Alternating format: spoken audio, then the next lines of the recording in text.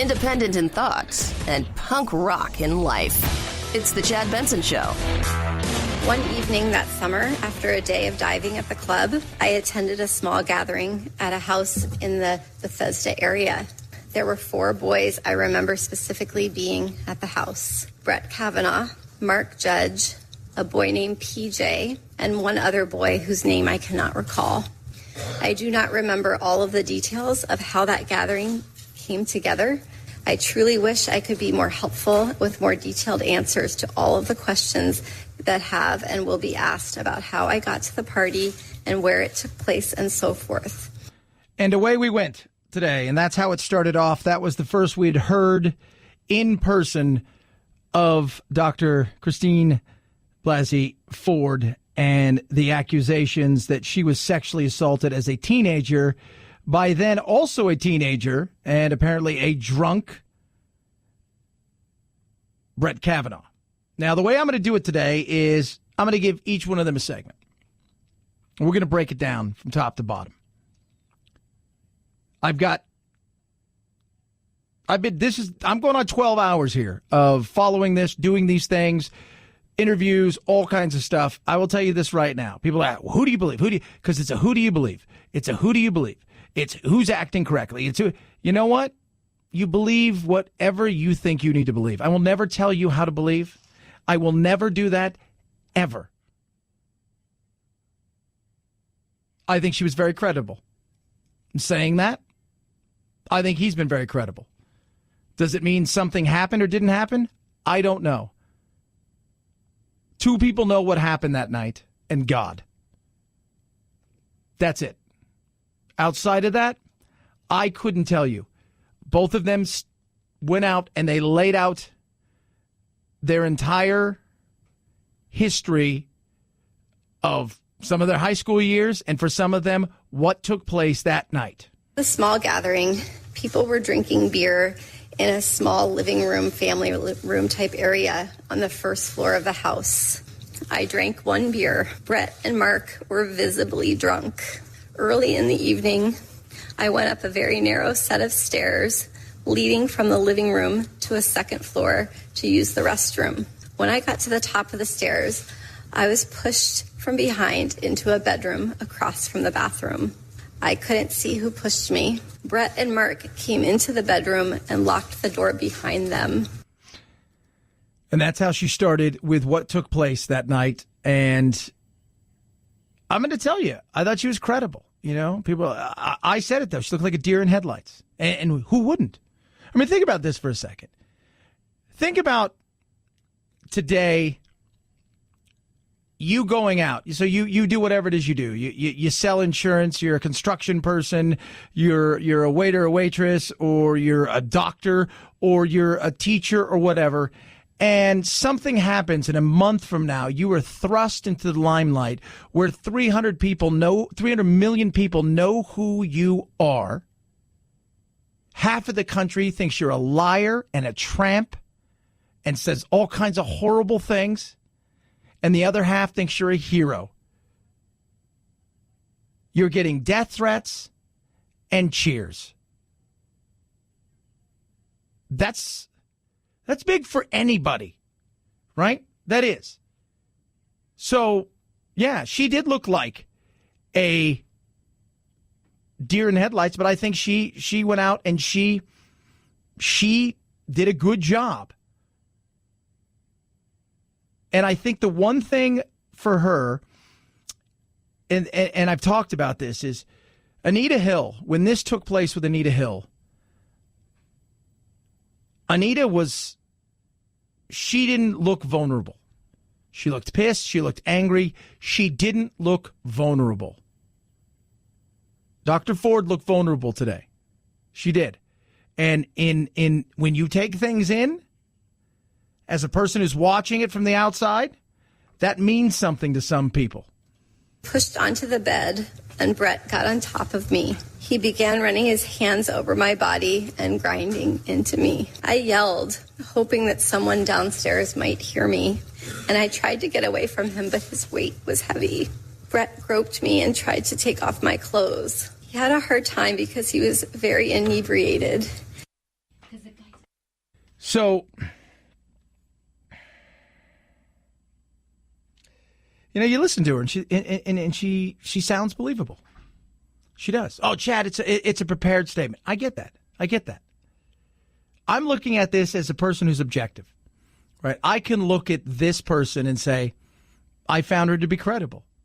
Orrin Hatch said it, right? I found her to be credible. I found her. It doesn't mean that he did something, right? It doesn't. It doesn't mean that he was the guilty party.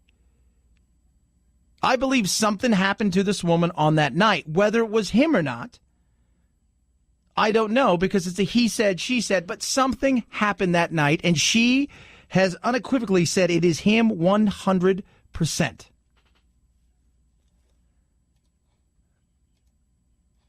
And God, it's just, it is. It's driven me crazy today is all of the attacks that on both sides, right? You tweet something, you say something, and I feel bad for this woman. I do. Because she doesn't deserve this. Right? She didn't bring herself into this. That's Feinstein in them. And I tell you what, we're going to get to that a little bit later. But she was a 15-year-old kid when this happened. And she's now older. And politics is involved. And the world's looking at her. And she's spilling out to the world this thing that happened to her. And she was terrified on that night. Brett's assault on me drastically altered my life. For a very long time, I was too afraid and ashamed to tell anyone these details. I did not want to tell my parents that I, at age 15, was in a house without any parents present, drinking beer with boys. I convinced myself that because Brett did not rape me, I should just move on and just pretend that it didn't happen. And I looked at this today and I said, you know what? If anybody learned something from this about coming forward and she gives strength to people, that's amazing. It's a good thing, right?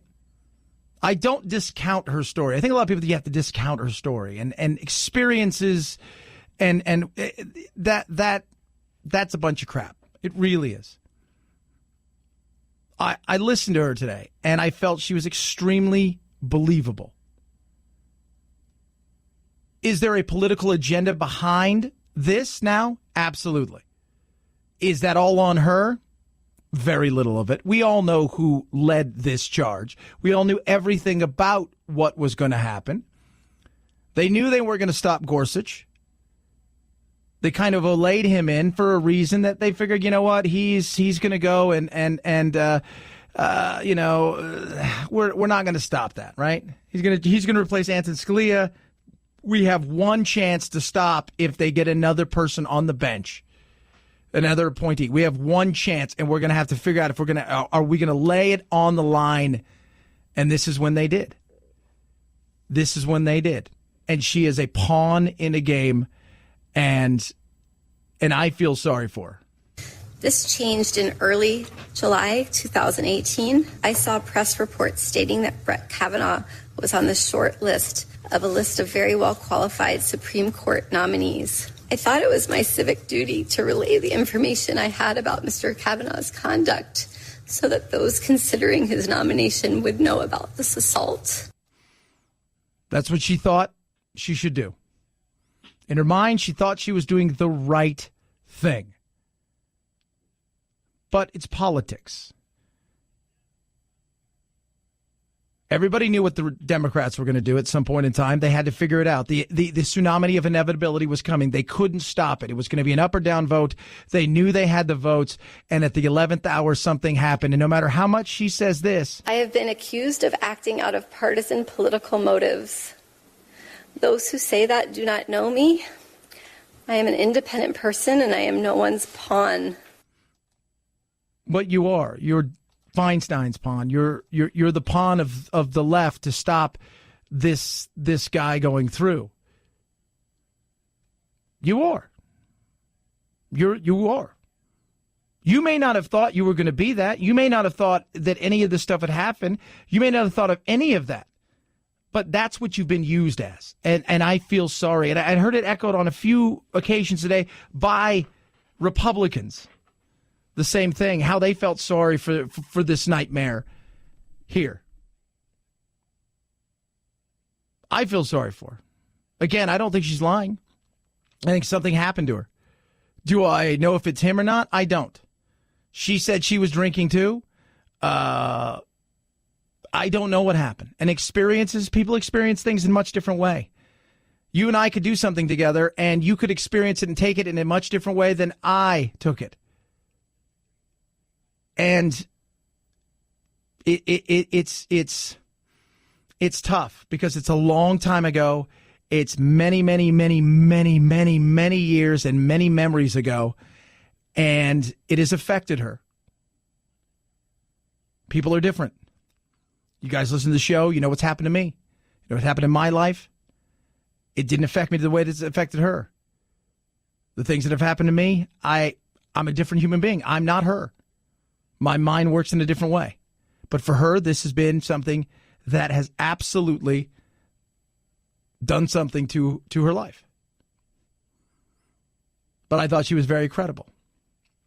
Now we're going to move to Judge Kavanaugh. 323-538-2423 at Chad Benson Show is your Twitter. You could tweet at me. I tell you what, I'm exhausted.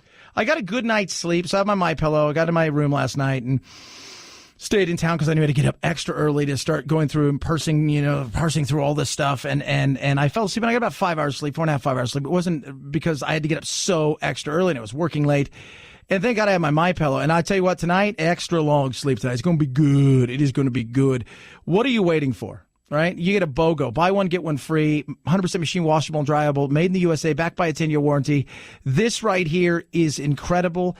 If you're looking to make a change, if you need better sleep, give MyPillow a chance. You will not be disappointed. 800-944-4975 or go to MyPillow.com. That's MyPillow.com. When you do, use my promo code. It's Benson, BENSOM. You get 2 pillows for the price of one. A better night's rest. The world's most comfortable pillow. MyPillow.com. MyPillow.com. Promo code Benson or 800-944-4975. Judge Kavanaugh has his chance. We'll dissect that next. Chad Benson Show.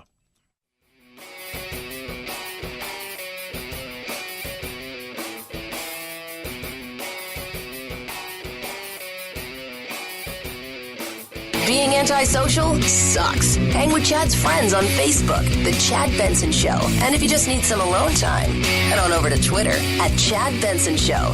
Either way, we can't wait to meet the real you. I believe something happened to her. I don't think Brett Kavanaugh had anything to do with it, but I do believe something happened to her. I think she's broken, and I think we're all broken. I think a number of us come from hurt places. That was somebody who was out there supporting Kavanaugh today. A lot of protesters saw him wandering around, of course, the anti-protesters. Now, Producer Phil, didn't you say that the pro-Kavanaugh protesters were kept far away, the anti were allowed very close? That's what it looked like to me when I was watching it this morning. It seemed like that they were, they weren't right. The pro-Kavanaugh people were not right out in front of the building like the anti-Kavanaugh people were. Yeah, they're allowed. And remember, he's the boogeyman. Right? I mean, he's the boogeyman. That's what he is. But I think what she said there was very real. We're all broken. All of us have had something in our lives, some worse than others, and we're all broken. People are texting me, you're a horrible person, and how dare you side with that woman? She's a liar. She's coached. Of course she's coached. By the way, every defendant in the world gets some sort of coaching. Yeah, of course. This is a woman who is some sort of psychology professor or at Palo Alto University or college in California, who's now thrust into the limelight, and she's got to sit in front of a bunch of people and tons of cameras, and as she sits down, they swarm her and take pictures like she's some sort of rock star, and yeah, of course she's going to get a little bit of coaching. I have no problem with that. Well, you should, because the story's being made up. Again, you're reaching here. You really are. I do think something happened to this woman. I Don't know if it was him.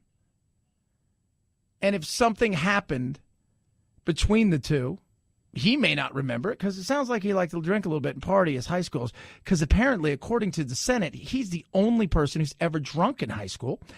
And how drunk did he or did he not get? Was it he didn't know who she was and he tried to kiss her and it became something bigger and she took it as something? Again, that I don't know. Or was it somebody completely different? Did she have a few drinks herself at 15? As she said, she was afraid to tell her parents. And maybe, just maybe, it was somebody else. Is that a possibility? Absolutely. Either way, we're never going to know exactly what took place. We're not. But none of this was designed to find out the truth of whether or not it was him that did something to her or if she was just a pawn in the game. And it was all designed to stop him from ascending to the highest court in the land, which would tip the courts to the right. That's what this was completely designed for. Nothing more. 323-538-2423. At Chad Benson Show is your Twitter. You could tweet at us. We are going to break down what Kavanaugh had to say. Some of it I thought was, I don't know if I'd have handled it the way he did, but I understand why he did it. And an epic rant today. If you've not seen it, we have the best of Lindsey Graham, who went apoplectic, and that is putting it kindly, towards his fellow senators. And man, look, Lindsey's kind of like, he's just one step below Mitch McConnell in enthusiasm. And he went for it today, and I applaud him for it because he said a lot of things that I think need to be said. 323-538-2423. At Chad Benson Show is your Twitter. You can tweet at us. I do love hearing from you. What say you? Anything changed? Did you learn anything new? It's the Chad Benson Show.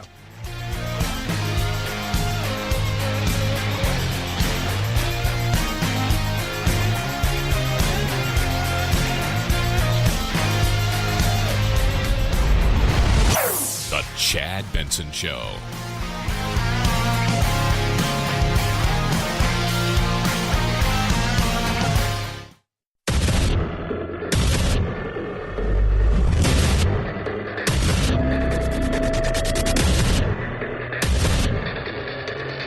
Independent in thoughts and punk rock in life. It's the Chad Benson Show. As was predictable, and as I predicted, my family and my name have been totally and permanently destroyed. Yeah. So she gave her opening salvo and then fielded questions, and then it was time for him in the afternoon session. And I thought he was believable. I did. I saw a man of desperation. I saw a man who realizes that all of the stuff that he has done throughout his life isn't worth spit anymore. His reputation's destroyed. He has been just beaten down, and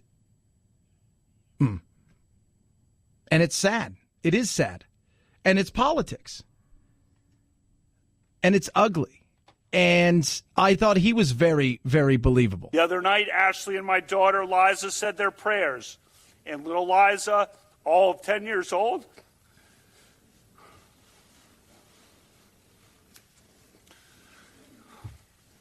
said to Ashley, we should pray for the woman. It's a lot of wisdom from a 10-year-old. Yeah, I think it is. It was interesting. You know what? It's sad. It really is, watching this kind of thing unfold today, and two people's lives are upended, and Kavanaugh gave, the one thing's for sure, he came out today, and I think he knows, he could probably see the writing on the wall, that it is going to be tough for him because there's a few red states, right? Joe Manchin, and a few other ones that may have gone for him because they are red state Democrats. And then there's some there's Jeff Flake, and there's Lisa Murkowski, and then there's Collins, and that was going to be a big if. And I think he realizes this, and I think the way he approached it today is, I'm going to leave everything out here. I'm going to be as real and as open.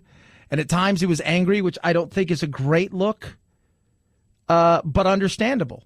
I mean, if you think about it, if you're, so we've talked about being her, being thrust into this. Think about him, right? If we're to believe him, he's been above board his whole life, right? Almost a manicured life, if you will, across the board. He's done things, by all accounts, the right way. And then he gets the chance to go to the highest court in the land, and one accusation, and according to him, false accusation. By the way, never called her a liar, never insinuated any of those things. None of that. None of that.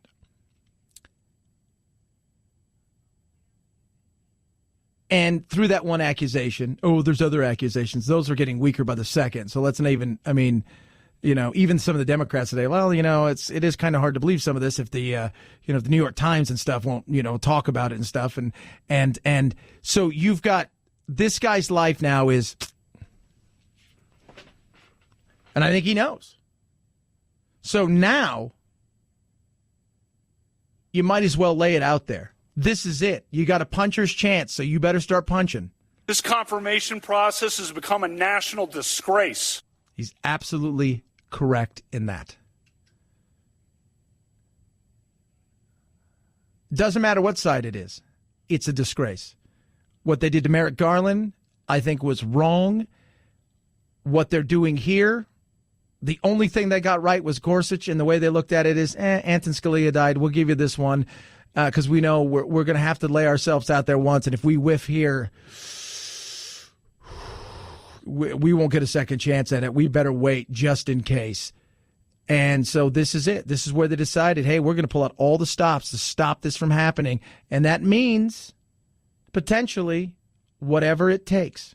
I know that any kind of investigation, Senate, FBI, Montgomery County Police, whatever, will clear me. I am innocent of this charge. I intend no ill will to Dr. Ford and her family.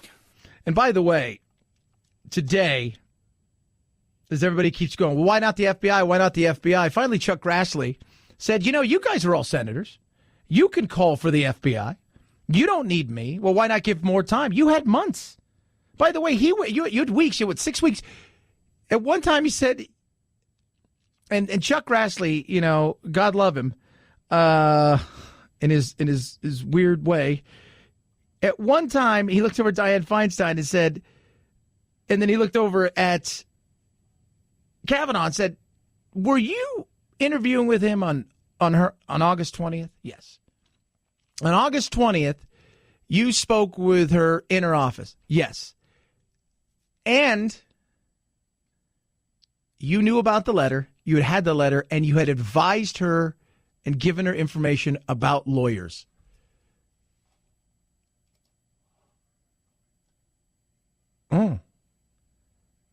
There was times when Feinstein asked questions and then she put her head down. Because I think she knows. She knows. It's frustrating, but this is politics. Remember, here's the thing. If he was to survive this, 6 weeks from now, Trump will have done 23 different things. We'll have gone to 3 wars that we never end up going to and ends up becoming our best friends. The midterms will have happened, all of this stuff, and this will be a forgotten situation. That's if. And on the other side of things, if he's not confirmed, everybody will go about their thing. 6 weeks from now, all that same stuff I just said will happen, and he's got to pick up his pieces, and so does Dr. Ford. And nobody will care. And that is a very, very, very, very sad thing. I'm not questioning that Dr. Ford may have been sexually assaulted by some person in some place at some time. But I have never done this to her or to anyone. People are like, do you believe him? Yeah, I think. You know what? I think there's more than a ring of truth for both. And like I said, the same thing I've been saying. I'm not denying that she was assaulted or something could have happened. I don't think anybody's denying that. Right? But was it him? That's the big question. Was it him? This whole 2-week effort has been a calculated and orchestrated political hit, fueled with apparent pent-up anger about President Trump and the 2016 election. Yeah, he even talked about, the Clintons, and this is a hit job because of the whole Ken Starr thing and all of this stuff. He was very, very vocal. And I tell you what, there was some things that he said that it hit home. It did. And you're watching a person and think about this. People are like, he's angry. This is like shows you he must be an angry drunk. I'm getting all these texts. Oh, he's an angry drunk. And I'm saying to myself, look how angry it is. If you were fighting for your life, if you were fighting for your political life, your respect of who you are as a human being to your children, to your wife, to the country, would you not be a little pissed? Would you not be a little angry, especially as you've been dragged through the mud day in and day out for the last couple weeks? And I mean, the minute Blasey Ford finished, I had a couple TVs on, and I was just like, wow. I mean, they were ready to give her an award on CNN. They're like, basically, I don't even know why he's going to come out and speak. We already know he's guilty. He should probably go straight to jail. Like, that's the feeling. And then afterwards, those same people are like, well, you can feel his emotion. And he has got some believability there. So, but that's the whole thought process. Boom. Like, he's automatically guilty. It's automatically guilty. It's automatically. I'm not saying anybody's guilty or innocent here because, again, we are never going to know. And as everybody's pointed out about the FBI, the Dems, you guys had this long enough. You could have got an FBI investigation. You don't need Senator Grassley to go out there. You could have tried to do something yourself. You could have gone, but you didn't want to do that. You wanted to hold on to it because it wasn't about finding out if it's guilt or innocent. It was about stopping this at all cost. You sowed the wind. For decades to come, I fear that the whole country will reap the whirlwind. And I believe that's true. I believe we're in a very ugly place right now. We're going to talk about it later. I think, we talk about this, we've talked about how divided we've been in the past. Remember, we had a war where we killed each other to the tune of about 600,000 plus people. We're not there, but we are in a social, societal civil war going on right now. And instead of guns and bullets and bombs, we're using Twitter's verse, Facebook, things of that nature to take each other on.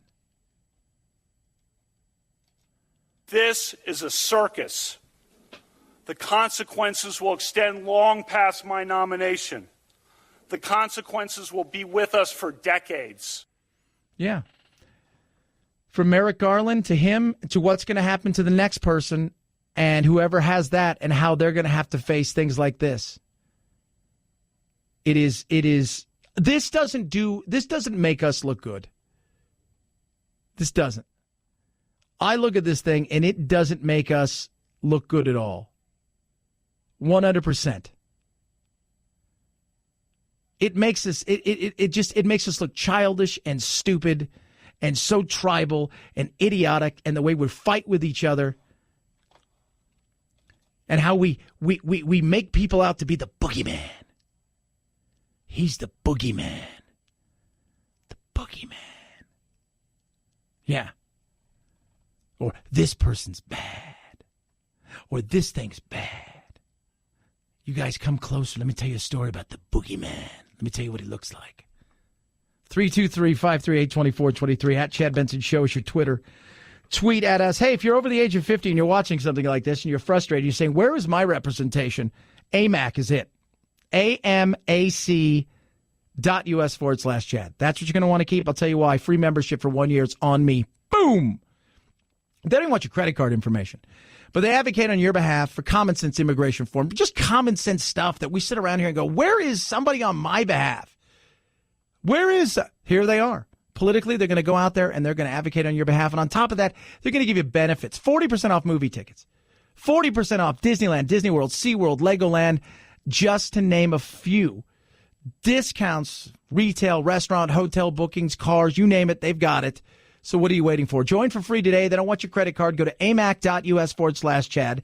That's amac.us/Chad. Or you can call them on the telephone, old style, 888-355-1668. That's 888-355 or online at amac.us/Chad. At Chad Benson Show is your Twitter. ChadBenson, Chad Benson Show.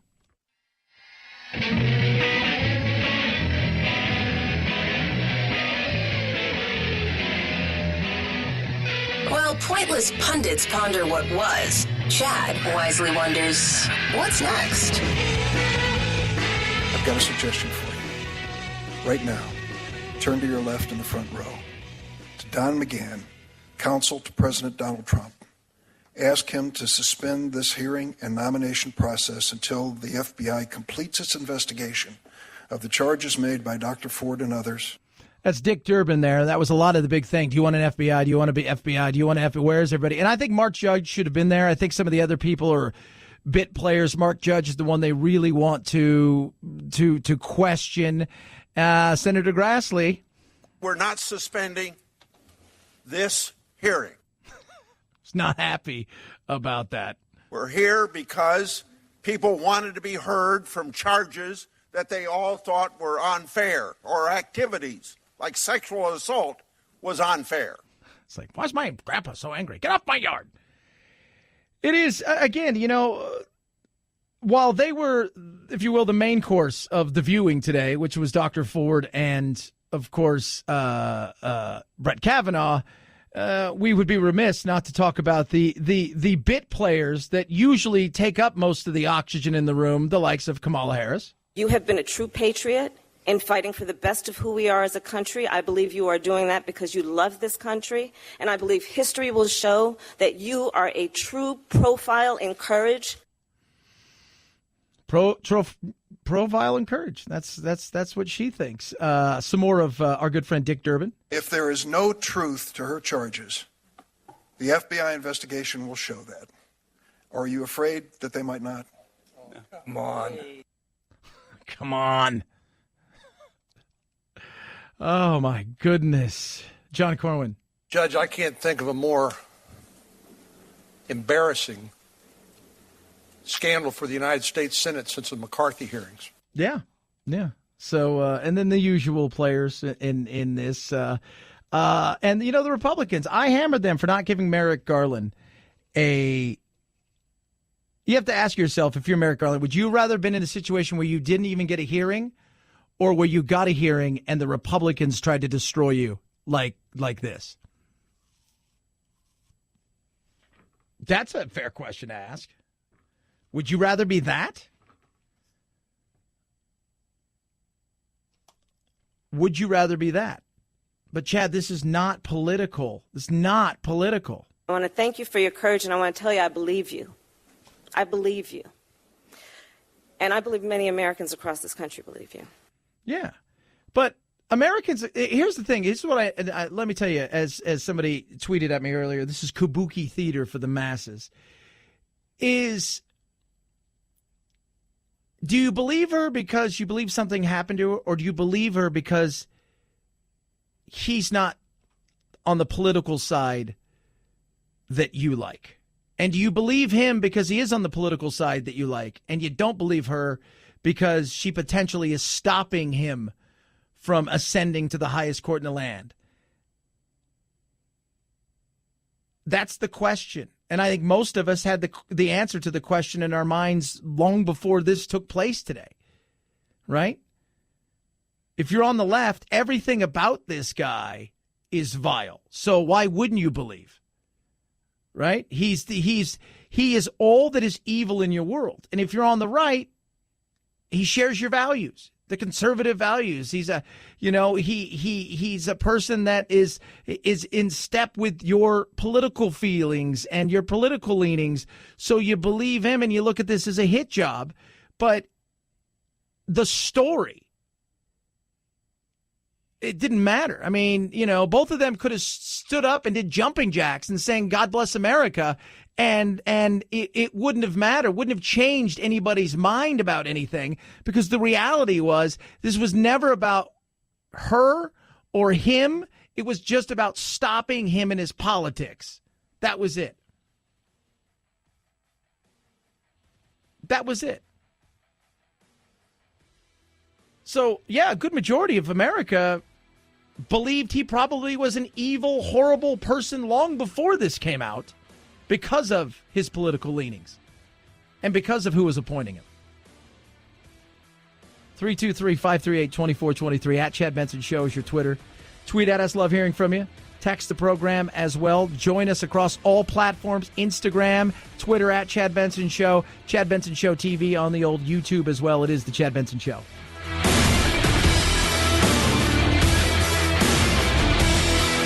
This is the Chad Benson Show.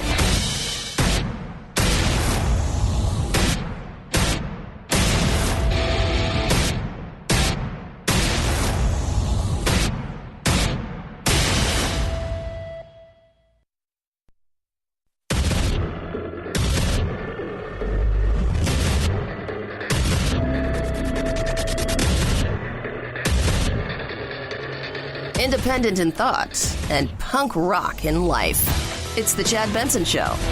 Is it your testimony that the motivation of the courageous woman who sat where you did just a short time ago was revenge on behalf of a left-wing conspiracy or the Clintons? Senator, I said in my opening statement that she preferred confidentiality, and her confidentiality was destroyed by the actions of this committee. He's right. He's right. In this historic thing that went on today, partisanship was everywhere. And while I ride the Republicans for being a pain in the ass and play the game politically as much as anybody else, it was on full display by the Democrats today. And I don't have a problem with some of them. I don't. But the way they acted today, yeah. This group here, this was that. And when you listen to Blumenthal there, understand what's taking place, because they realize that they have to paint a picture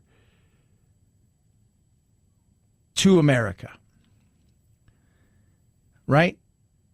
So how do you paint the picture to America? Well, first, she's the underdog. Generally, we all like the underdog, right? Right? Like a team that comes out of nowhere that nobody thought was going to do anything, and it's the little team that could, and oh my, and everybody's on we just go, and it's great. We hear their stories and the whole 9 yards, and it's great, and they're going up against the dynasty, and we're like, oh, this could be great, and that's what makes sports amazing, this, that, and the other. So what do? You have an underdog. She's an underdog, right? She's a professor at a small college who had something horrific happen to her, and you paint her to be the underdog.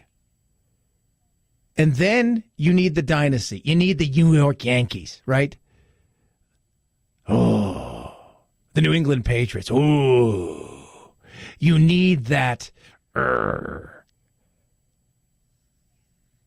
that's what happened, right? Watch any horror movie. I'm going to go see a horror movie later. I can already tell you what's going to happen in the horror movie, right? Because, first of all, this has been the horror show all day. I need something, a little levity, but I can tell you what's going to happen. The girl's going to win. In the end, the monster, the Jason, the Michael Myers, the Freddy Krueger, the whoever, who's the bad guy, who's the monster, who's the killer, who is the boogeyman, who is that? That's Brett Kavanaugh. He is all of those things. You paint her to be this innocent human being that is a patriot, all of these things, and that he is a deviant, sick, twisted monster that is Michael Myers, that is the thing of nightmares, that comes to you in the middle of the night, Freddy Krueger style, that has the hockey mask on. This is what they paint him to be. Because in politics, you need the other side to fail. Watch any political ad that's out right now. We're a little bit over a month plus away from this big election time. And what do we have? How many of them say, let me tell you what I'm going to do for you. Let me tell you how I'm going to go fight for you. It's all, hey, that person's bad. That person's evil. That person's the worst. That person's going to destroy your life. That person's never anything about how great they are, amazing they are, and what they're going to do, why they're different. And if it is, it's 2 seconds at the end. And then it says, this was paid for by a bunch of other people who want me to go in there so that I can do their bidding for them. It's about making a villain, a good, a bad. I don't think either of these people are bad. I think Christine Blasey Ford was brave today. I think she went out there and I think if she helped people want to come forward, I think that's an amazing thing. Do I think that he is guilty? I think something happened to her. Now, was it him? If you watch him, it's tough to say because he seemed pretty convincing as well. I'm not saying something didn't happen to her because I do think something happened to her. Even he echoed those statements today.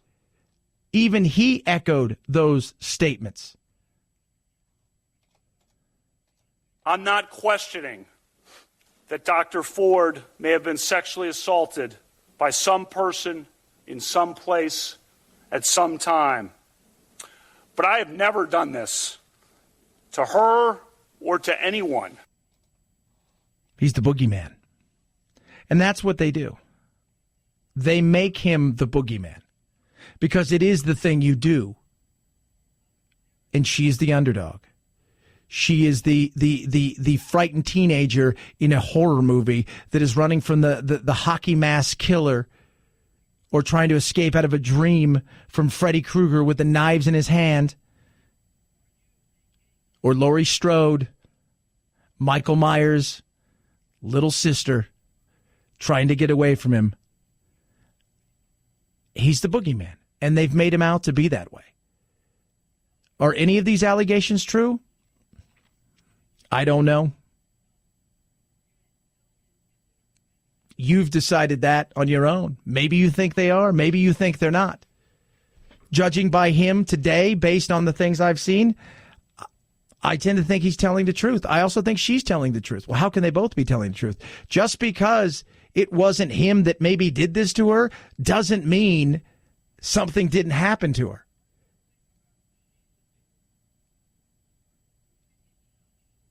That's the reality of it.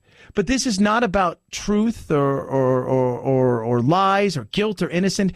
It's about one thing, stopping the boogeyman from winning. That's it. Stop the boogeyman from winning. That's what they have to do. How do we stop the boogeyman from winning? We do everything we can. And in the end, as in most horror movies, what is it? It's the teenage girl who's trying to escape, who somehow is able to be that underdog character that finds the strength that does what it has to do.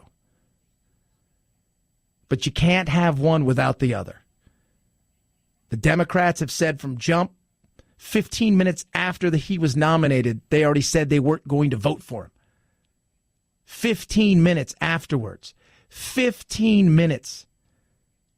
Yeah, 15. Think about that for a second. 15 minutes afterwards. Bernie Sanders. In full disclosure, I announced publicly in Vermont that I would be voting against Kavanaugh very shortly after Trump nominated him because I think he would, if seated, become part of a hard right majority voting against the environment, voting against women's rights and Roe versus Wade, voting against campaign finance reform. So I would have been pretty clear. I am not supportive of Judge Kavanaugh.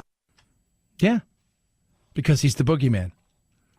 He's the boogeyman. Just saying. That's how this played out today. You have an underdog. You have the boogeyman. The story is irrelevant. All that matters is whose team are you on? And the Democrats, like everything else, very rarely do you go to the movie theater and think to yourself, man, I hope Jason kills 1,000 people. And he ends up winning. Very rarely do you go to the movie and think, I hope Freddy Krueger gets out of this mess. Very rarely do you hear any of that. 323-538-2423 at Chad Benson Show is your Twitter. You can tweet at us. Love hearing from you. Dollar Shave Club. Now, I'm streaming live right now, and I've been doing it throughout the day. I think I look pretty good. I've shaved. Thank you very much, Dollar Shave Club. I've got my sweet hair care product, Boogie Specific Pomade. By the way, Boogie's, like you put a boogie. No, it's Boogie. It's really cool. But my hair feels great. I smell great. Somebody said that you smell great. Thank you very much. I had all of my stuff. I traveled, had all of my stuff with me. It's amazing. Top shelf ingredients. Not going to break your budget. $5. 1, 2, 3, 4, 5. That's what it costs to join. You're going to get the Daily Essential Starter Set. There's a few of them. You choose the one you want. I went with the Amber Lavender Body Cleanser. It's up to you which one you go with. All right?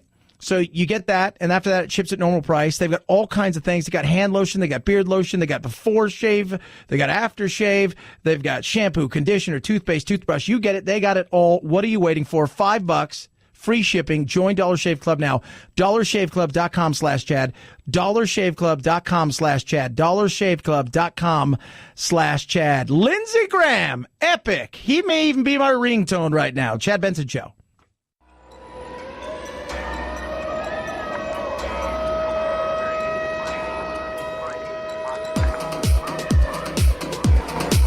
Darn, that climate change. Batten down the hatches.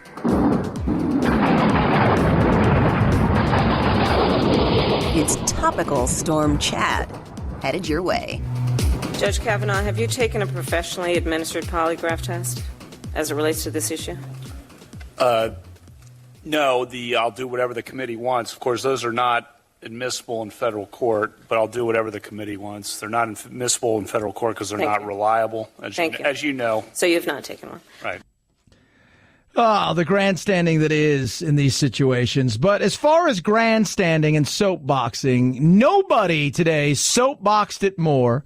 Nobody today got higher. Nobody today grandstanded more. And some of the things he said, I got to tell you right now, absolutely hit it out of the park. Ladies and gentlemen, boys and girls, friends of all ages, the angry Lindsey Graham.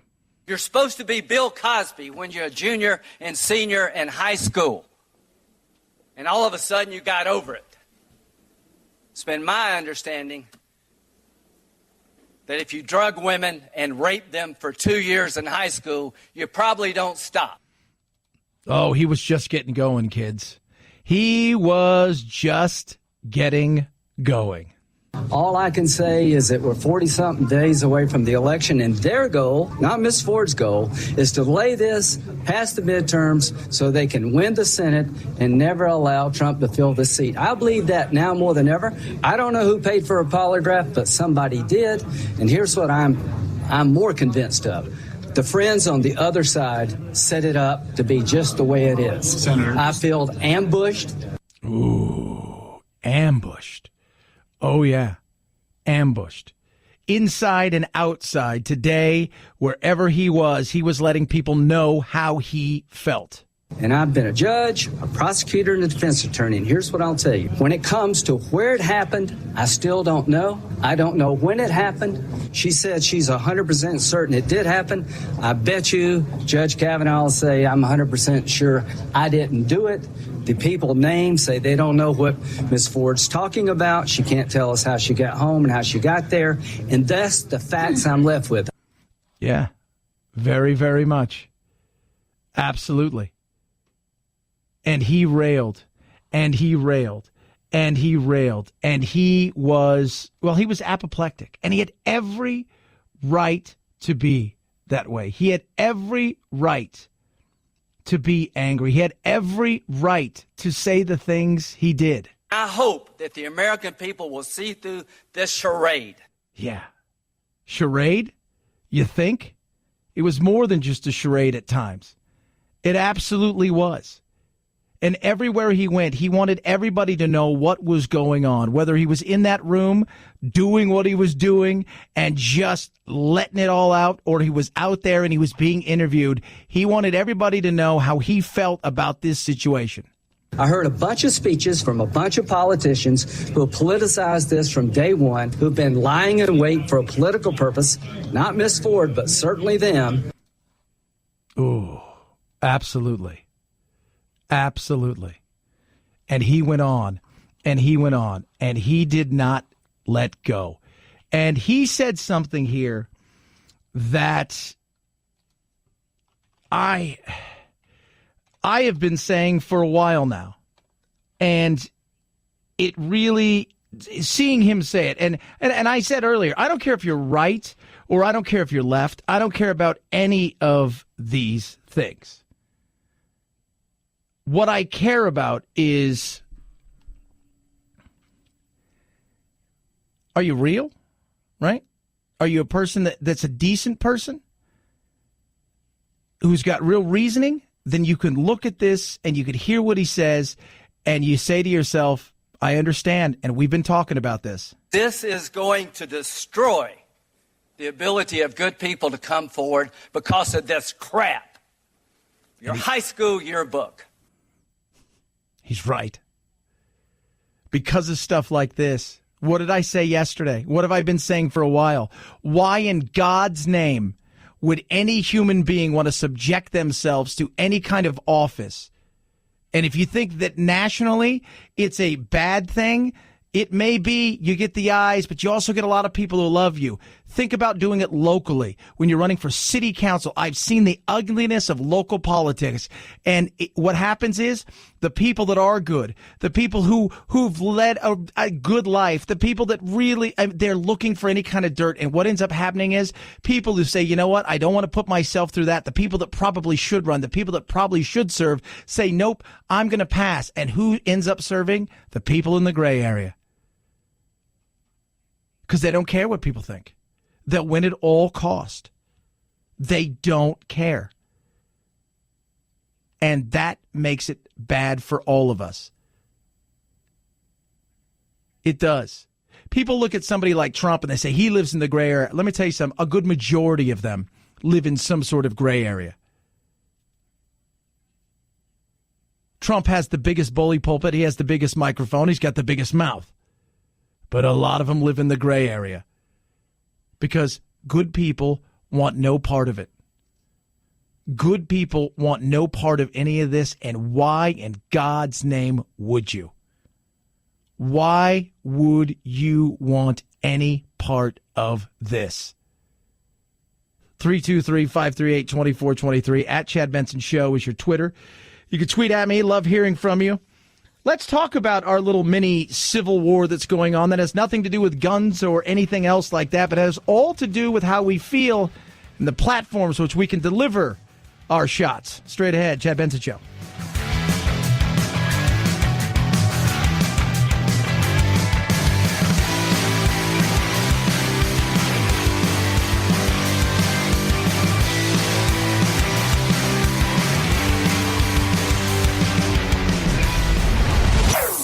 Chad Benson Show.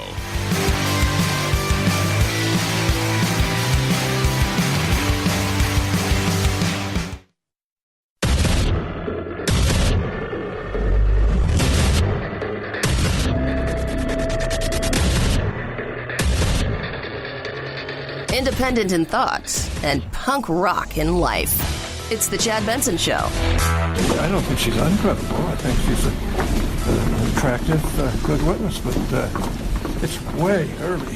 What do you mean Sir, by have you- attractive, sir? Oh. In other words, she's pleasing. Orrin Hatch. You think he wants that back? What do you mean by attractive, sir? Do you want to have sex with her? It's Orrin Hatch right there. Very interesting, all of this stuff. And you know, we live in a different time. When Anita Hill happened and all of that stuff, and you jump forward 20 years to where we are now, and you look, and it is a much different time. It really is. And it is crazy the way that things, I mean, look who our president is, right? Whether you like him or hate him, I don't really care either way. It's just things have changed in a much different way. And the way that we're politicized, our tribalness has probably never been in modern times this way. Obviously, we can go back through many kind of, you know, times and look and say, well, it was just as bad, if not worse. We live in this, I heard this today,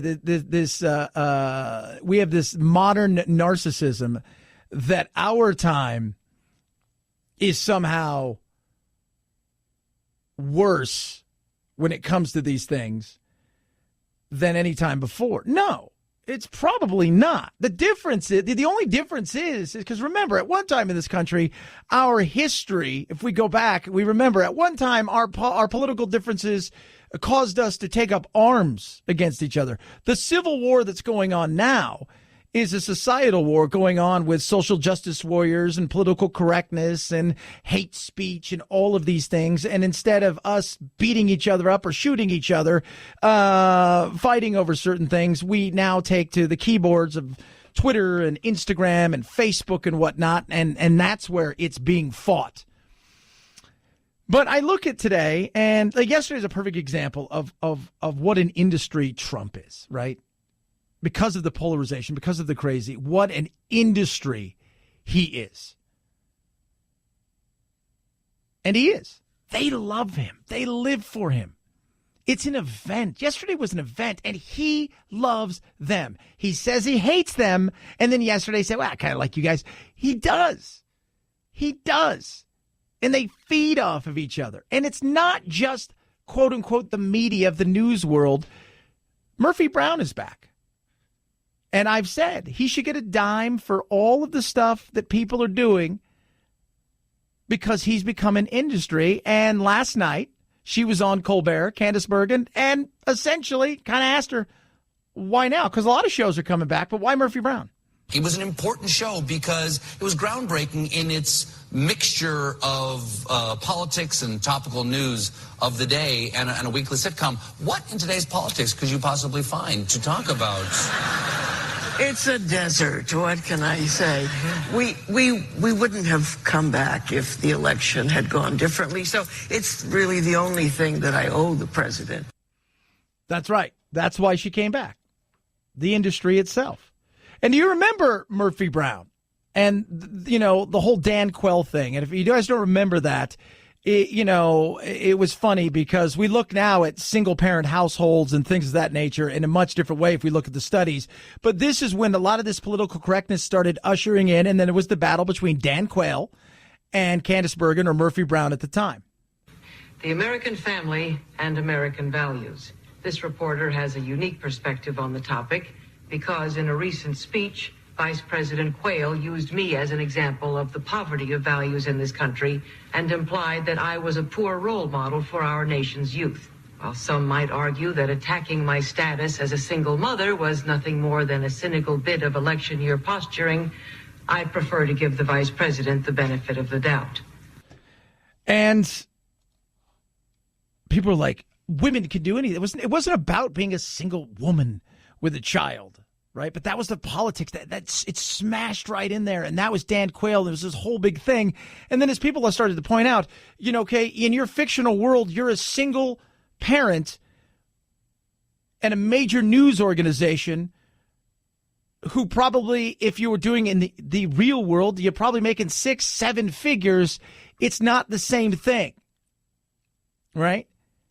And that's where that went. And there was that fight between them and the whole 9 yards. And Dan Quayle was hammered and the political correct people. And this is where the start of you can't talk about things really started to pick it up. And now she's back. And, Trump is the reason. How has the television landscape changed in the last 20 years, you think? Well, Murphy Brown, there was no social media, and people still had respect for the press. They weren't the enemy of the people. So that's a big change, and so we're kind of trying to restore the respect for the press. Well, it's hard sometimes. It is. It is hard, right? So that's what they're trying to do. So first episode, what do you think happens? Murphy gets into a Twitter war in the very first episode with the President of the United States. That's right, yes. We wasted no time. No, because it's actually the most plausible storyline I can think of. Yeah. Which, let's be real, it might actually happen just because we know Trump, right? Like, that's it. But it's funny, Trump calls the media the enemy of the people. Trump calls it, which he really doesn't say, is the lies they tell are, and which I think is true. If you're telling something, and it goes to both sides, right? Who give a partial story to something to spin it on their behalf. But watching yesterday, Trump and the way he handled them and the way that they ate it up, they love each other. They do. Could you imagine if it was Hillary Clinton? What kind of boring, same old same, outside of Hillary being the first woman president and Fox and a few other people asking her some questions at the left-leaning meeting went, oh, God, that's so sexist. Outside of any of that, could you just imagine? They soak it up because he is an industry. He's as much an entertainer. I don't want an entertainer for a president. Well, you got one, right? So many of these people are like, he's not my president. He is your president. This is your plane. We're all on the same plane. All right? You didn't vote for him. He's the captain. He's flying the plane. And you're hoping that he crashes the plane so you can have your point proved. Enough. Really. But I want to see how this does. And then you've got the Connors coming back, and I want to see how that's going to do. Don't you kind of secretly hope that it bombs? Don't you just, isn't there a smidge of you, right? Even if you don't like, look, we could sit here all day. We can lambast Roseanne. I don't know her. I don't know if she's a horrible human being or not. I'm going to say probably not as horrible as a lot of people make her out to be. She said something stupid. Absolutely. Do I think she's a racist individual? Again, I don't know what's in a human being's heart, but just the way that things went down in the whole 9 yards, and sometimes the double standards that are out there, I kind of hope it bombs. And I didn't even watch the show. I stopped watching the show after like the second or third season when it originally came out. Because that's kind of what you get from me. It's like I give you a year or two, and then even if it's really good, like I still don't know what happened on House. I don't. Because I just, I'm like, this is good, and then eventually I don't want to watch it anymore. I move on. 323-538-2423 at Chad Benson Show is your Twitter. You can tweet at us. So what a day. Historic day. And it is. And I'm going to put that in context of this. It is a historic day. It is a big day. This is one of those days that, like I said, I joked earlier, it's going to get its own Wikipedia page. It may go down in some history books. This is a situation where it's a wow moment because of the magnitude when it comes to our court system, right? And our judicial system and where we could be headed and how generationally this could tip to the, Bernie's like, this is going to go to the hard right. And, next thing you know, he's going to be out, hunting polar bears and blah, blah, blah. The stuff which is just craziness because you just pull stuff out of your ass and you say the most crazy things you possibly can. But I don't think you can downplay how big this was and where we're going from here. I don't know where we're going to go. I don't know where we're going to go. But I know that this was a big day, and you saw a woman come out, and I think everything she said, she believed. I think it was heartfelt, and I think it was real. Doesn't mean that it was all true. Doesn't mean any of it was true. Doesn't mean any of it happened the way that she said it happened. But I think that her and Kavanaugh, I think I think he's telling his truth. She's telling her truth. And none of this changed the way that the public feels about either one of them. If you believed her this morning, you believe her now. If you didn't believe her, you don't believe her. If you believed him this morning, you believe him now. And if you didn't believe him last week, you don't believe him. None of this has changed. Nothing has changed. Nothing has changed anybody's mind on any of this. The politics right in front of us. You know it. I know it. She said today, she said this. I have been accused of acting out of partisan political motives. Those who say that do not know me. I am an independent person, and I am no one's pawn. Unfortunately, you were a pawn. You were a pawn in a bigger game, and your situation that took place is being used to stop something that the Democrats don't want. They weren't going to fight Gorsuch. Whatever the second nominee and whoever it was, they were going to lay everything out. And we said that from go. Gorsuch, essentially, they're looking at it like, yeah, you're replacing Scalia, right? So, it is what it is. But they weren't really going to put up that kind of fight because they knew they had one opportunity to lay down on that hill and leave everything there, and this is it. And whether you want to believe it or not, it is what it is. You are that pawn. 323-538-2423. At Chad Benson Show is your Twitter. Chad Benson Show.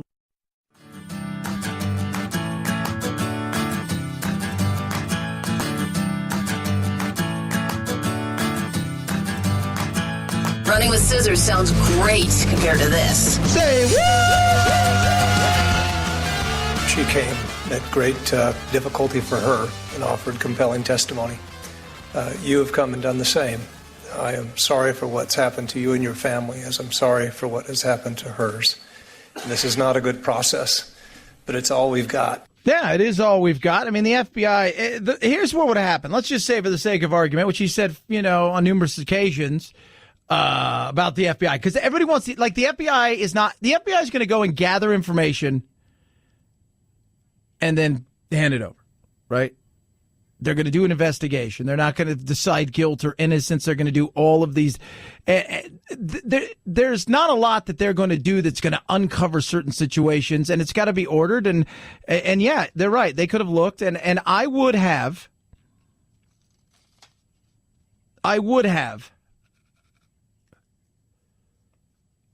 if I was him, wanted an FBI investigation. Absolutely. I would have absolutely wanted an FBI investigation. The problem now is even the fact that an FBI investigation's become political. This idea that extending by a week is now a politicized statement is the problem. Yeah. But the reality is everybody's talking about extending it. You had this for almost, a month and a half? And you didn't do anything about it? You could have shared it with other senators. You didn't even share it with people inside of your own party, Dianne Feinstein. So let's not pretend that there's not politics at work here. I would have no problem if I was him, but maybe he thinks there is a problem. Maybe he is. I don't know. But even, signed affidavits of, hey, you know what? I don't remember what party she's talking about. I have no idea. That's not enough. Because it's not about finding out guilt or innocence. It's all about stopping him from becoming the next justice. That's all it is.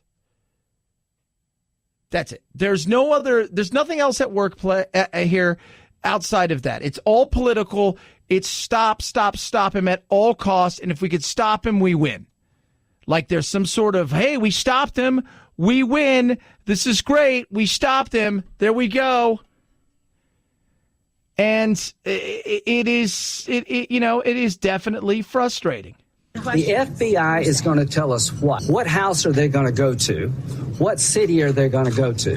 Who are they going to talk to? Because they can't tell us the month, barely the year. So this is all delay. So here's where they're going, Mr. Judge. He says, I didn't do it. I don't know what she's talking about. They want to bring him in, trash him out, and call 25 people. Well, they say that he's an abuser. And guess what? We'll be past the midterm. Yeah. I get that, man. You're looking over at your buddy going, it's like, you're going to drag me into this kind of mess? But, well, we shouldn't be him. He's and let me tell you how this would go with him. And I would like to see him. I think he should have been there. But I can tell you right now, how can we trust you? You're an addict. You're an alcoholic. You don't remember much of this. You were drunk. You were addicted. They talked about it today on numerous occasions. Kavanaugh brought it up about his buddy Mark. Brought it up and said, look, he's a great writer. He was a friend of mine. He had a horrific problem with addiction. It almost killed him. It lasted years and decades. And so how can we trust somebody who's an addict? But see, then they walk into the trap of like, we don't want to be seen to be horrible human beings, right? Right? We don't want to be seen as horrible human beings attacking somebody who's got a disease. So what do? The balance. But asking to extend another week, fine. But Lindsey Graham's right, and I've said it all along. So you go bring in the 4 people, right? Or the 5 people, the one nobody knows, somebody called JP, Mark Judge, her friend. You discuss it, have a quick sit down. It takes 2, 3, 4 days, and then they go and hand it to the powers that be. But it's not about that, because then they'll want to call, we want to call a friend of yours who may have known something from a friend of yours. I see what they're trying to do. And he's right. It's all a delay tactic. Because if it was that important and you wanted this done and you wanted the FBI to be involved in this, when you had this, you could have first got this. You could have said, we need to have this investigated. You could have gone to your fellow senators and said, we need to have this looked at. We need to go to the president and ask him to get the FBI on this because it's not a federal crime. Am I missing something? Just saying. 323-538-2423. At Chad Benson Show is your Twitter. By the way, I posted something funny on the website today because I needed something funny.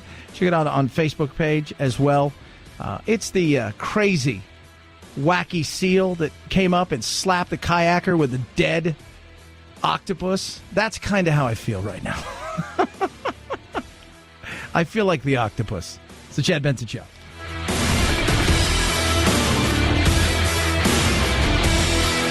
This is the Chad Benson Show.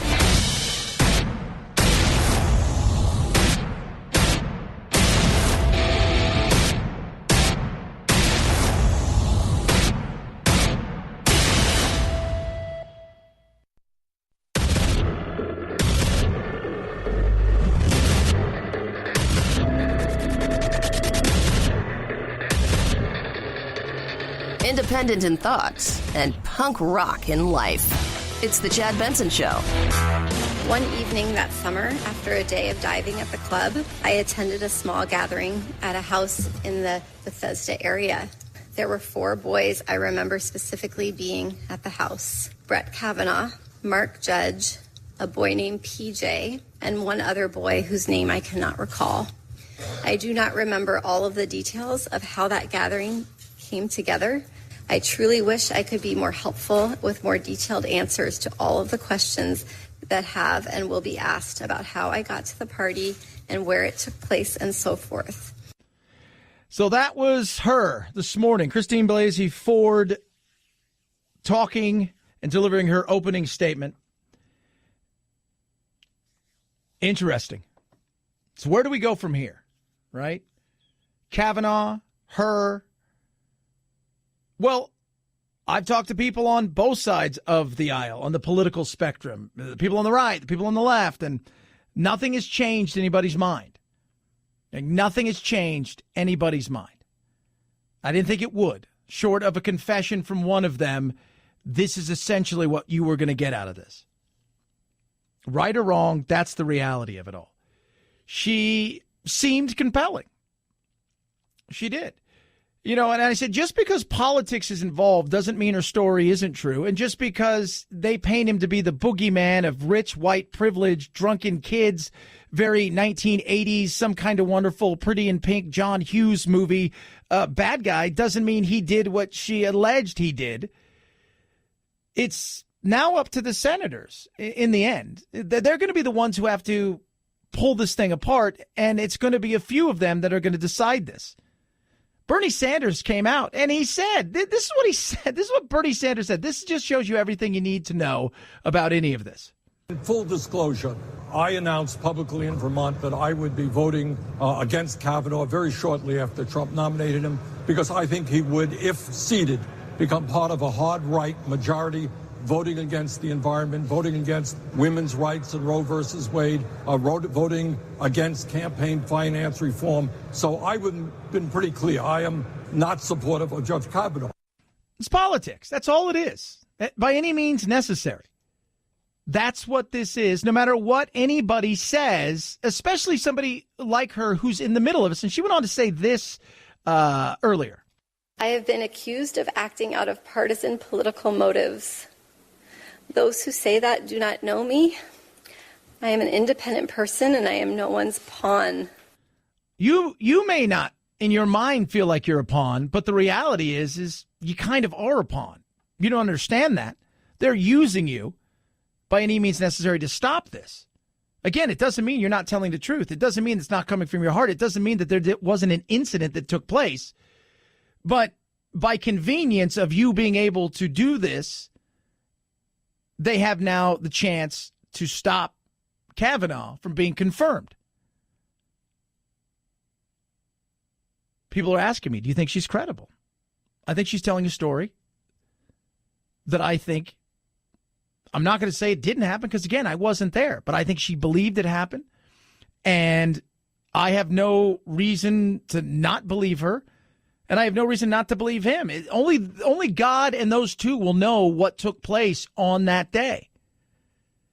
And as I pointed out, and this is something I think that people who look, the beauty about us is we have thought, right? Our mind, we reason. Reason is like the most important thing. We're able to reason objectively here. And what may have happened on that day, according to her, in her mind, her truth may be what she says. And what may have happened that day may have happened with another guy. And what may have happened on that day may have been Judge Kavanaugh. And he may have done that.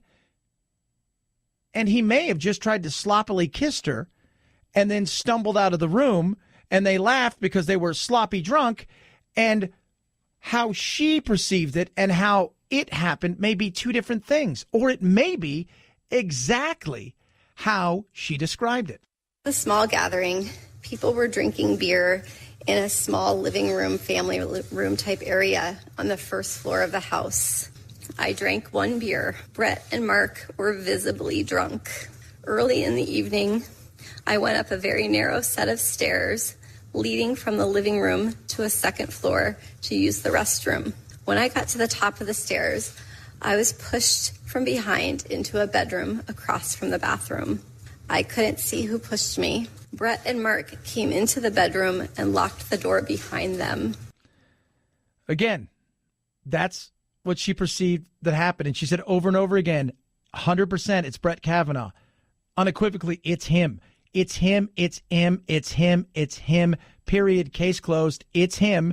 And Mark Judge was there, who I think needs to be questioned in this, and why he's not there is beyond me. But she continues. Pushed onto the bed, and Brett got on top of me. He began running his hands over my body and grinding into me. I yelled, hoping that someone downstairs might hear me, and I tried to get away from him, but his weight was heavy. Brett groped me and tried to take off my clothes. He had a hard time because he was very inebriated. So he was drunk, They were laughing.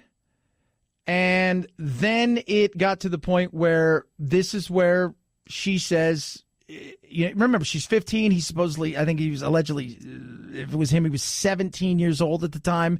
And this is where she said she thought it was going to go. I believed he was going to rape me. I tried to yell for help. When I did, Brett put his hand over my mouth to stop me from yelling. This is what terrified me the most and has had the most lasting impact on my life. It was hard for me to breathe, and I thought that Brett was accidentally going to kill me. Question is, do you believe it? That's just it. Do you believe it? Why now? Do you believe it? That's the question. But as I remind everybody, whether I believe it, you believe it, or anybody else believes it, the only thing that matters is what those senators believe or don't believe. And because of the partisan BS that goes on in our world of politics, we knew exactly who's going to vote and how. So there really wasn't any surprise on which way this thing was going to go until this came out. And then this was meant not for the masses when it comes to the senator, but for a select few like Jeff Flake and several others, Susan Collins, Lisa Murkowski, who they believe that they can get and put enough reasonable doubt that this is a bad man who is the boogeyman of boogeyman, and that this guy shouldn't be anywhere near anything because he's a sexual predator. He's like Bill Cosby and everybody else. And that is exactly what it is. And it's served up on a plate to the Democrats, and there you go, by any means necessary. Doesn't mean her story's not true, but the politics is the thing that leads this, period. The politics is the things that lead this. Her story is secondary. As long as they can stop this, that's all that matters. I don't know, Judge Kavanaugh. Neither do you. I don't know her. I don't know who's telling the truth. Like I said, 2, maybe 3 people were in that room. They're the only ones that know. And the other 2, according to how blackout drunk people say, they might not remember anything anyways. He could be telling the truth. I don't remember a damn thing. I don't even know this lady. But all that matters is the senators, they believe her, they believe him. The left was going to believe everything she said. They believe her. There's pins. There's all kinds of things. There's shirts. There's anti-Kavanaugh, marches going on. All of those stuff is happening. Who do you believe? The left was always going to believe her. The right was always going to doubt her. The left was always going to think he was a bad person. The right was always going to think he's a good person. But what do the senators believe? That is the only thing that matters at this moment right now. 323-538-2423 at Chad Benson Show is your Twitter. Tweet along with us. Make sure you follow us on Instagram, Twitter. Right? We got Chad Benson Show TV on the old YouTube. We're everywhere, kids. You can always reach out to us. We love hearing from you. 323-538-2423 at Chad Benson Show is your Twitter. I actually woke up and shaved today because I knew I was going to be doing a lot of streams. I wanted to look okay. So with the Dollar Shave Club, I got all my stuff there, and I took it out, and I'm like, okay, cool. I got my hair stuff right there. I got my razor, 6-blade executive razor. I've got my Dr. Carver shave butter. I got my shampoo, conditioner, body wash. I look and smell, and I think, quite frankly, looking at myself on the stream, I think I look okay. Oh, yeah? Oh, yeah? Smooth. What are you waiting for? Dollar Shave Club is amazing. $5, Daily Essential Starter Set. You start today, free shipping. After that, things ship at normal price. If you want to look good, smell good, feel good, this is what it's all about. I had somebody say today, oh, you smell nice. I'm like, thank you very much. Dollar Shave Club. What are you waiting for? $5. $5. That's what you start with, a Daily Essential Starter Set. After that, things ship at normal price, but you're going to want to be a member for life. You are. What are you waiting for? DollarShaveClub.com/Chad. DollarShaveClub.com/Chad. Join right now. $5 free shipping. DollarShaveClub.com/Chad. At Chad Benson Show is your Twitter. ChadBenson. It is the Chad Benson Show.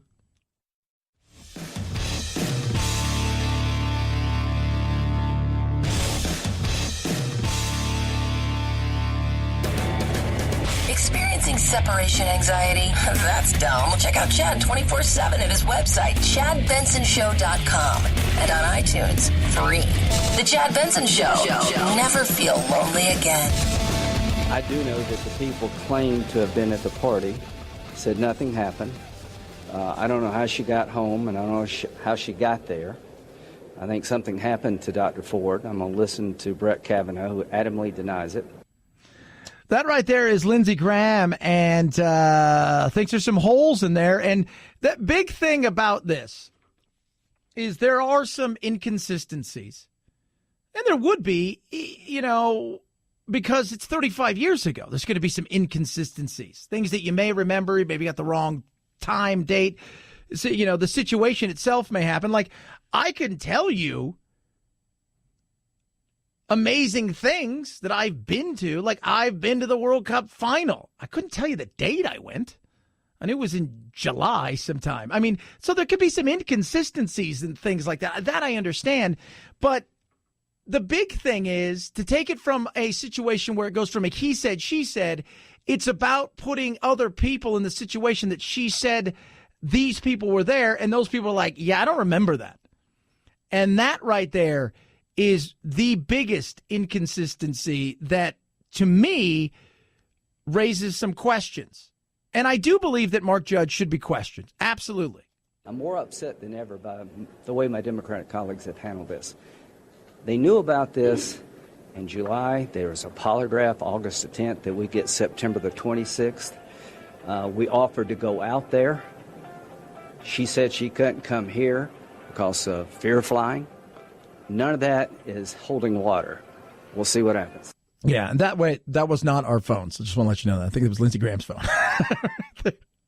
So, very interesting. So we'll see what happens. We will see what takes place moving forward.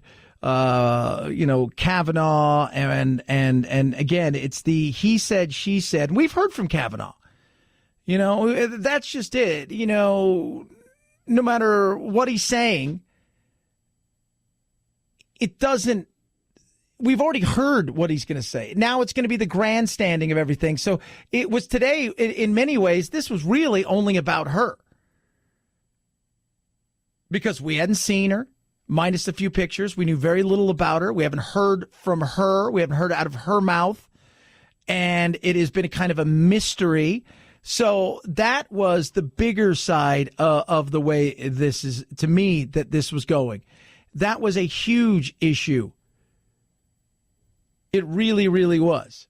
Because let's hear. And she showed up. Because there was still a lot of people today that were like, is she going to show up? Isn't she going to show up? Is she? Maybe. Yes. Does this, yesterday Trump, which by the way, let's just touch really quickly on Trump. He's not going to meet with Rosenstein until I believe next week sometime, which with Trump, you never know. He may say, I'll meet you next week and then never talk to you again. And you'll still just be working there. Could we just say yesterday, I want to quickly go back to that press conference that was surreal. And God, I tell you guys this, the press loves him and he loves the press. I don't care what anybody says. He loves the press and they love him. He eats it up. He was like a comic working a room in a zone yesterday. It didn't matter. He was all over the place. It went for 82 minutes plus, something like that. That's amazing. It really, really was an amazing thing to watch. And, and that's how you know that, like, just watching all of this stuff yesterday, watching the way that he was handling this. And again, it was about,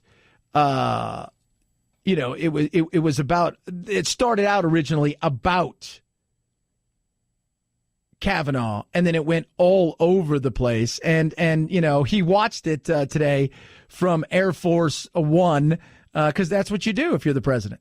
This is a very big moment for our country because you have a man who's very outstanding, but he's got very strong charges against him.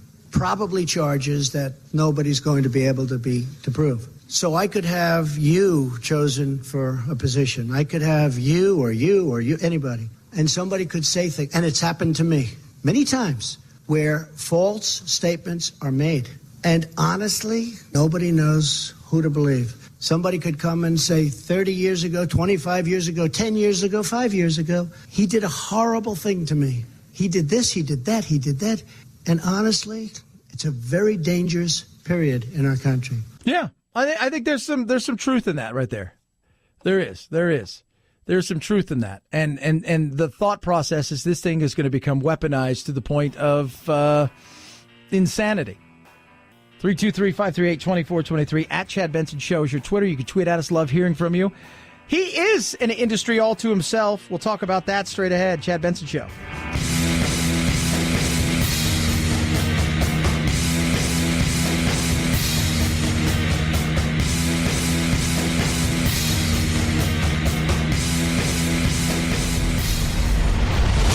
The Chad Benson Show.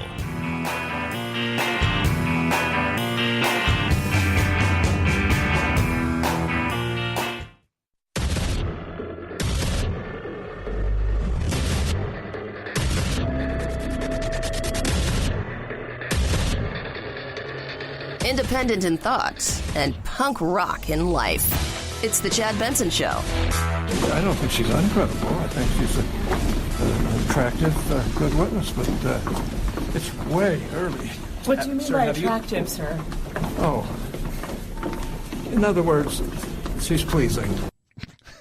Orrin Hatch. You think he wants that back? What do you mean by attractive, sir? Do you want to have sex with her? It's Orrin Hatch right there. Very interesting, all of this stuff. And we live in a different time. When Anita Hill happened and all of that stuff, and you jump forward 20 years to where we are now, and you look, and it is a much different time. It really is. And it is crazy the way that things, I mean, look who our president is, right? Whether you like him or hate him, I don't really care either way. It's just things have changed in a much different way.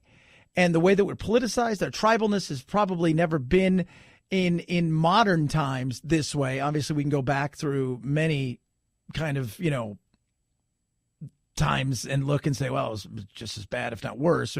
We live in this I heard this today, we have this modern narcissism that our time is somehow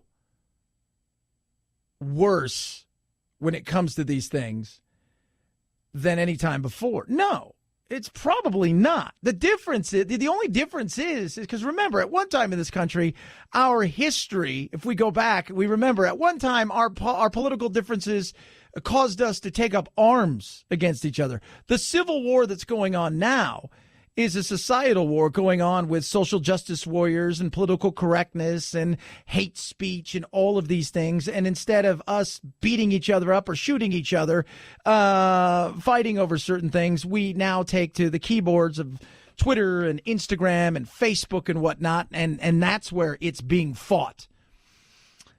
But I look at today, and like yesterday is a perfect example of what an industry Trump is, right? Because of the polarization, because of the crazy, what an industry he is. And he is. They love him. They live for him. It's an event. Yesterday was an event, and he loves them. He says he hates them, and then yesterday he said, well, I kind of like you guys. He does. He does. And they feed off of each other. And it's not just, quote unquote, the media of the news world. Murphy Brown is back. And I've said he should get a dime for all of the stuff that people are doing because he's become an industry. And last night she was on Colbert, Candace Bergen, and essentially kind of asked her, why now? Because a lot of shows are coming back, but why Murphy Brown? It was an important show because it was groundbreaking in its mixture of politics and topical news of the day and a weekly sitcom. What in today's politics could you possibly find to talk about? It's a desert. What can I say?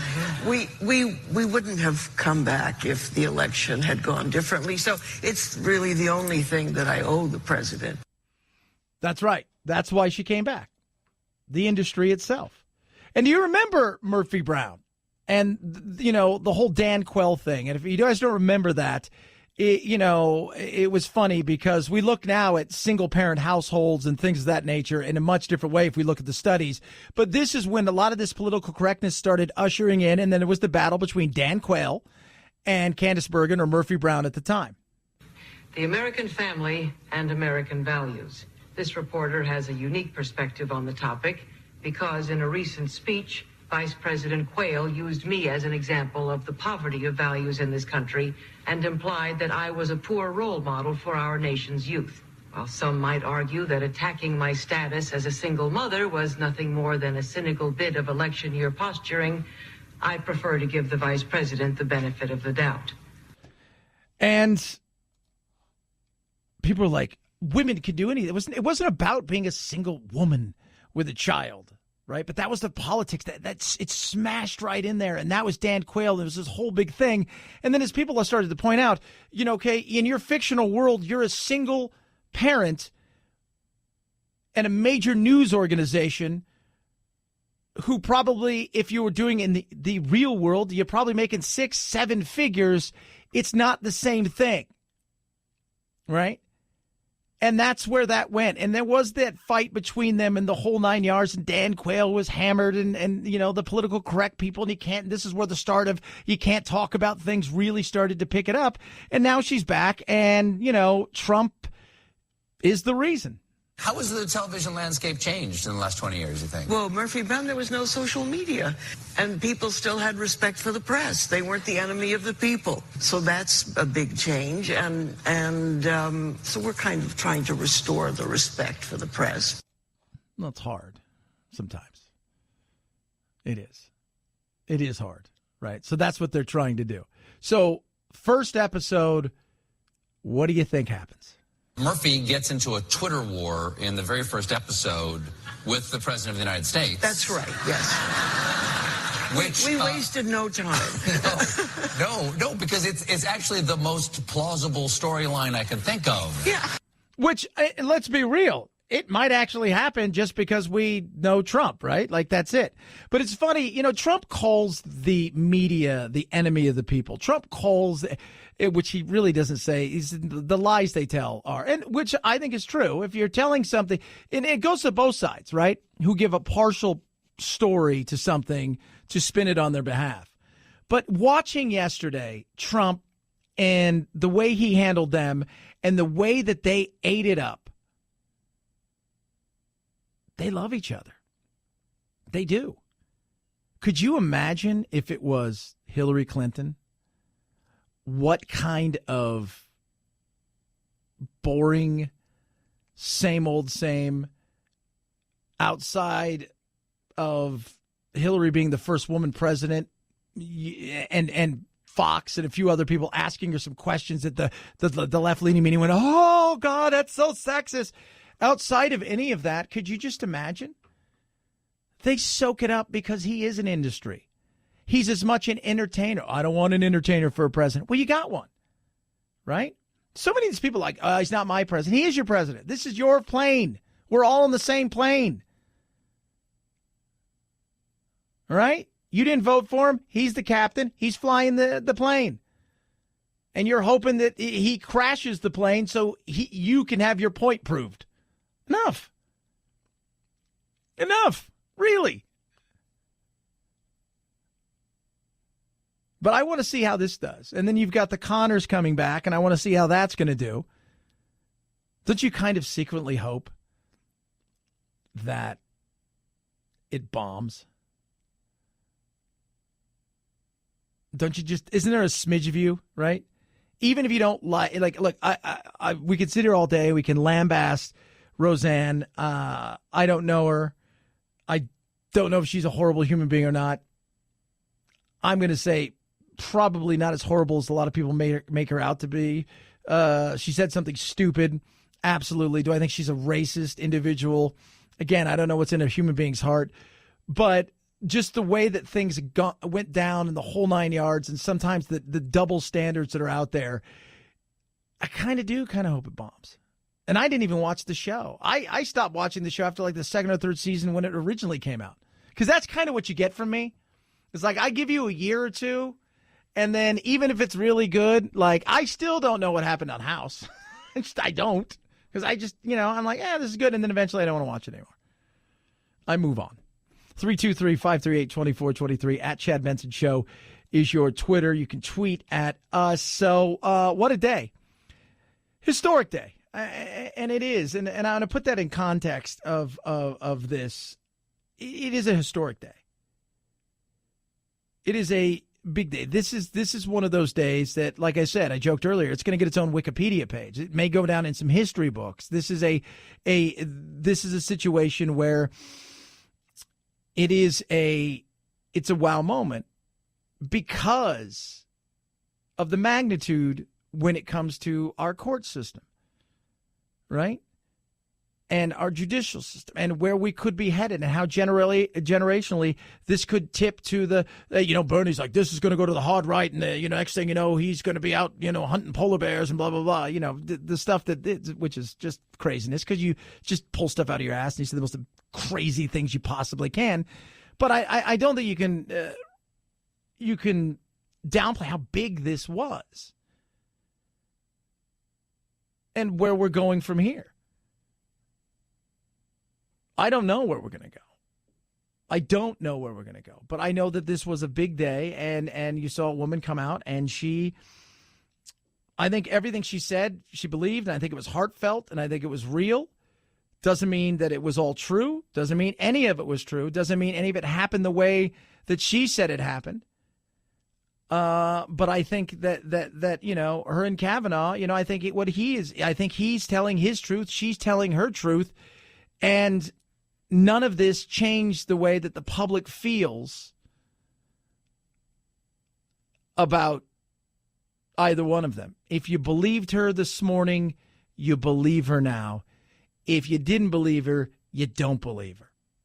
If you believed him this morning, you believe him now. And if you didn't believe him last week, you don't believe him. None of this has changed. Nothing has changed. Nothing has changed anybody's mind on any of this. The politics right in front of us. You know it. I know it. She said today, she said this. I have been accused of acting out of partisan political motives. Those who say that do not know me. I am an independent person and I am no one's pawn. Unfortunately, you were a pawn. You were a pawn in a bigger game, and your situation that took place is being used to stop something that the Democrats don't want. They weren't going to fight Gorsuch. Whatever the second nominee and whoever it was, they were going to lay everything out. And we said that from go.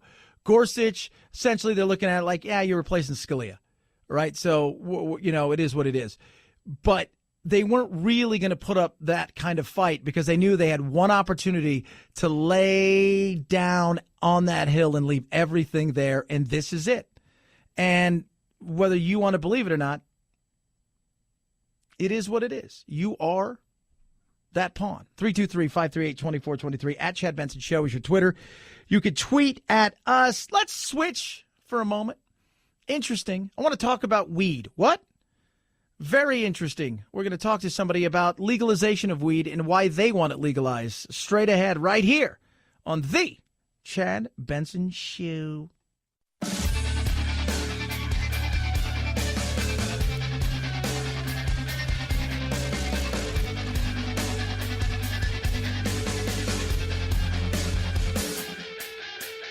Welcome to the Alt Middle, where solutions live and ignorance dies. The Chad Benson Show. Well, if you listen to the Chad Benson Show, you know my feelings on the weed, the marijuana. I am all for legalization, but you also listen, you know, I've never had a drink in my life and I've never done a drug in my life. Well, that's kind of weird. Joining us now is somebody to talk about weed, Dawson Hobbs, Senior Vice President of Government Affairs for the Wine and Spirits Wholesalers of America. And you guys... You would think, I mean, you're the wine and spirits. You would think, no legalization, but you guys are all for it, right? Well, what we're really in favor of is making sure that states that do legalize marijuana have an effective regulatory structure, and that structure should be based on the one we use for alcohol. It's been effective for 85 years, and there's no reason it shouldn't work for cannabis. You know, and look, I think as an adult. 18, but 21 and older, I have no problem with that. I love what you're saying there, and it is, and I think that states should look at doing something like that. And the problem is these states start to, and as I'm sure you know, Dawson, as states start to legalize some of these things, a lot of time the laws come after the legalization, which usually causes chaos in the beginning.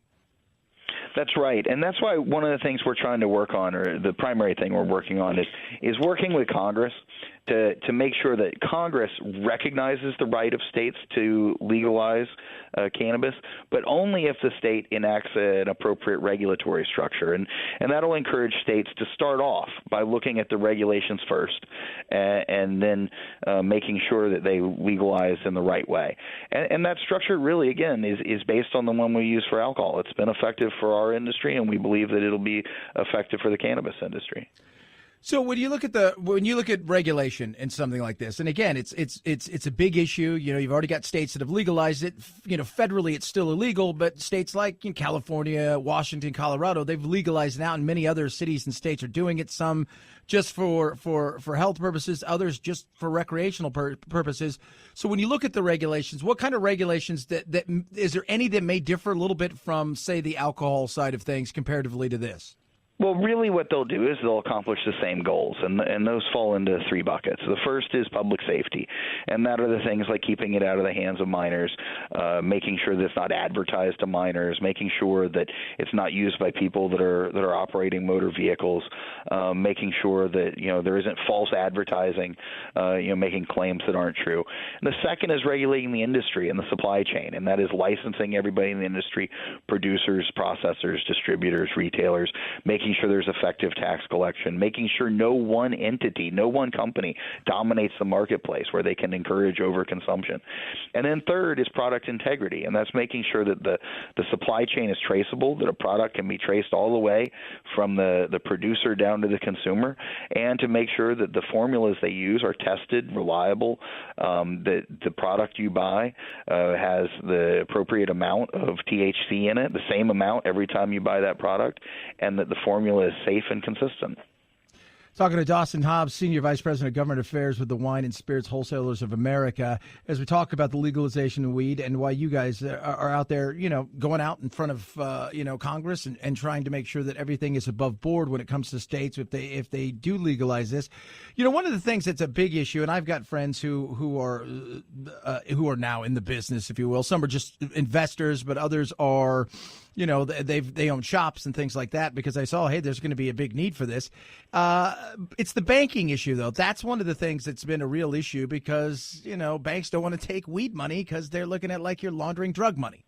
That's right, and really the only way to resolve that is through federal action, and that's one of the things we're trying to work with Congress on, which is to make sure that Congress recognizes the right of states to legalize if they regulate effectively. And then if a business is operating in compliance with those state regulations, they would be treated as a legitimate business. They could bank. They could do all the other things that are currently prohibited under federal law that are problematic in the current marijuana landscape. Yeah, it is. Again, it's crazy because they're flush with cash and they just don't know what to do with it, and the banks don't want it, and you're just like, they got to go offshore. You got to do all these kind of things. It's really bizarre. So if people want to get in touch with you and find out more information on this, how they can support this, because I think it is something that's vital here, because I think legalization is coming sooner rather than later, but it's starting state by state, and I think the way it should be. How do they get in touch with you? How do they help out? How do they check out information? The best thing to do is visit our website at wswa.org. They can learn more about our policy and what we're doing on Capitol Hill. Man, I appreciate you coming on today. I think this is a really interesting thing, and I hope we have you on again. Dawson Hobbs, Senior Vice President of Government Affairs for the Wine and Spirits Wholesalers of America. Federal government should respect the rights of states to legalize cannabis. Appreciate you coming on today, my man. Great, thank you. At Chad Benson Show is your Twitter, ChadBenson. I think everybody here at the hearing should probably get a little weed. It's all relax. It's all just chill. It's just everybody chill. It's the Chad Benson Show. This is the Chad Benson Show.